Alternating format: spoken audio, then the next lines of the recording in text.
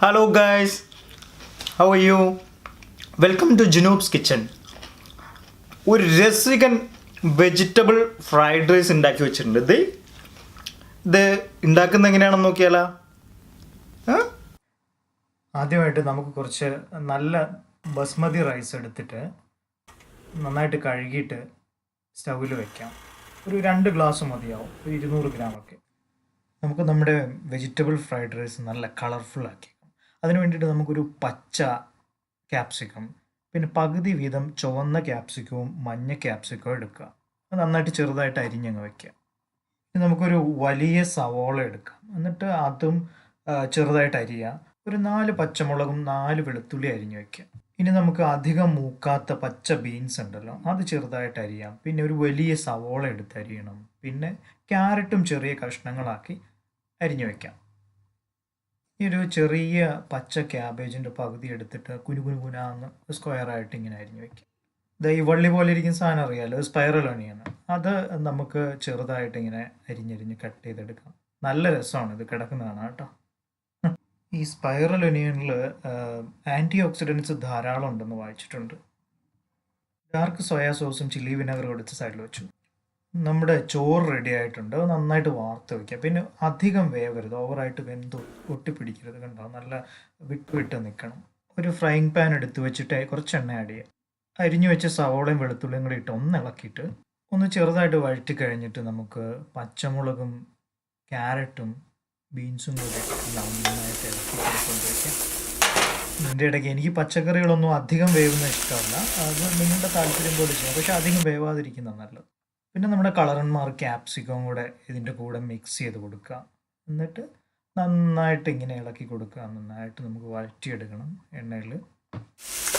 കാര്യം ശ്രദ്ധിക്കുക, അതിൽ വെള്ളമൊന്നും ആഡ് ചെയ്യരുത് കേട്ടോ. നമുക്ക് ഡ്രൈ ആയിട്ടാണ് വേണ്ടത്. വെള്ളമൊന്നും ആഡ് ചെയ്യരുത്, അധികമായത്. ഒരു തരിക്ക് ഒരു ഇത്തിരി കുരുമുളക് പൊടി ഒന്ന് വിതറി കൊടുക്കുക. എന്താ പറയുക, നല്ല കളറായിട്ടില്ലേ, കളർഫുള്ളായി. എനിക്ക് കാണാൻ ഭയങ്കര ഇഷ്ടമാണ്. ഈ വെജിറ്റബിൾ ഫ്രൈഡ് റൈസ് നല്ല ഹെൽത്തി ഫുഡാണ്. കുട്ടികൾക്കൊക്കെ സ്കൂളിൽ കൊടുത്ത് ഒരു 2-3 സ്പൂണ് ചില്ലി വിനെഗർ ആഡ് ചെയ്ത് കൊടുക്കുക. ഇപ്പം ചോറിലെ വെള്ളമെല്ലാം പൂർണ്ണമായിട്ട് വാർന്നിട്ടുണ്ടാവും, നല്ല ക്രിസ്പി ആയിട്ടുണ്ടാവും. അത് നമുക്ക് ഇങ്ങനെ ഇതിലേക്ക് ആഡ് ചെയ്യാം. പച്ചക്കറി ഫ്രൈ ആക്കിയിട്ട് നമുക്ക് ആഡ് ചെയ്യുന്നതോടൊപ്പം ഇളക്കി കൊടുക്കുക. നന്നായിട്ട് ഇളക്കിക്കൊണ്ടേയിരിക്കുക. കാരണം ധാരാളം പച്ചക്കറികൾ ആഡ് ചെയ്യുന്നുണ്ട്. പക്ഷേ ഒന്ന് എൻഷുർ ചെയ്യുക, എല്ലാം വൃത്തിയായിട്ട് കഴുകി. ഇനി ഒരു 2-3 spoon dark soya sauce add ചെയ്യുക. ഇളക്കി കൊടുക്കുക. തീ അധികം വെക്കരുത്, ഒരു മീഡിയം ഇതിൽ വെക്കാറുള്ളൂ. അല്ലെങ്കിൽ അറിയാമല്ലോ, കരിഞ്ഞ അടിയിൽ പിടിക്കും, പിന്നെ അതിൻ്റെ ടേസ്റ്റ് ഉണ്ടാവും. ഇനി അരിഞ്ഞു വെച്ചിരിക്കുന്ന നമ്മുടെ ക്യാബേജ് ഉണ്ടല്ലോ, അത് ആഡ് ചെയ്ത് കൊടുത്തിട്ട് ഇളക്കുക.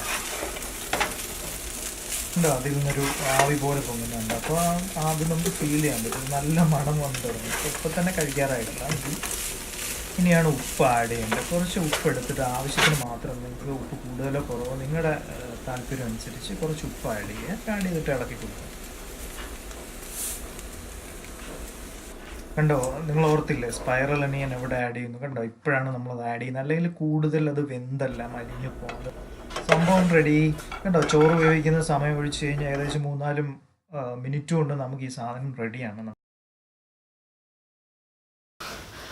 അവസാനം കുറച്ച് ഗ്രീൻ ചില്ലി സോസും റെഡ് ചില്ലി സോസും ടൊമാറ്റോ സോസും അരികിൽ വെച്ചിട്ട് ഒരു പിടി തണുത്തു പോകുന്നതിന് മുമ്പ് വേണം കേട്ടാ. കാലക്കനായിരിക്കും. Bye, take care.